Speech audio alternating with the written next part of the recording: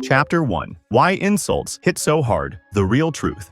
You ever notice how just a few words from someone can mess up your whole mood? Not something physical, not real damage, just words, and suddenly you feel angry, small, or quiet. That reaction feels instant, almost automatic. The reason is simple, but most people never see it clearly. Your brain is not built for today, it's built for survival in the past. Thousands of years ago, humans lived in small tribes, and staying accepted in that group was everything. If you lost your place in the tribe, you didn't just feel bad, you lost food, protection, and safety. You didn't survive. That's why your brain still treats losing respect like danger. So when someone insults you, your brain doesn't hear words, it hears a threat. It quickly signals you're losing status. And in a split second, your body reacts, your chest tightens, your thoughts get messy, and you either want to attack or shut down. But here's the shift that changes everything. You're not in that world anymore. Nothing real is at risk. And the person insulting you, they're not powerful.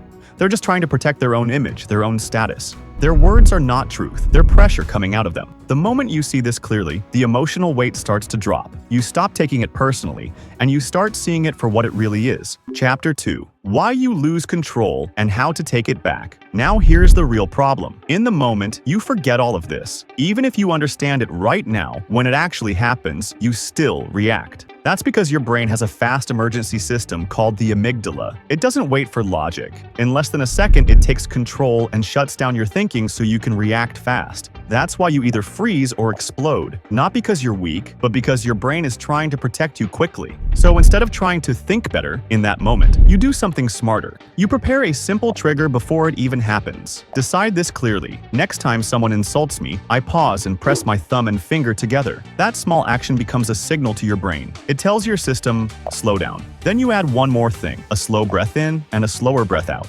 What happens now is powerful. Your body calms down, your mind comes back online, and instead of reacting, you're observing. And when you stay calm, something interesting happens. The other person starts losing control because they were expecting a reaction. Without it, they feel uncomfortable. You've already shifted the power without saying anything. Chapter 3. How to respond without losing yourself. Now comes the part most people get wrong. They think power means having the perfect comeback, but memorizing lines doesn't work in real life. Real power is much simpler and much cleaner. First, you break their attack by making them explain it. You just ask, "What do you mean by that?" in a calm, neutral tone. This puts pressure back on them. Most insults are emotional, not logical, so when they try to explain, they struggle. They repeat themselves or get awkward, and their own words start losing strength. Second, if you choose to respond, you don't overtalk. You take one part of what they said and turn it back in a simple, controlled way. No anger, no rush, just a clean response that makes them think about their own words. Third, you build awareness. In daily life, you start observing people quietly, not to attack, but to understand their tone, their behavior, their patterns. This trains your mind to see clearly. So when a moment comes,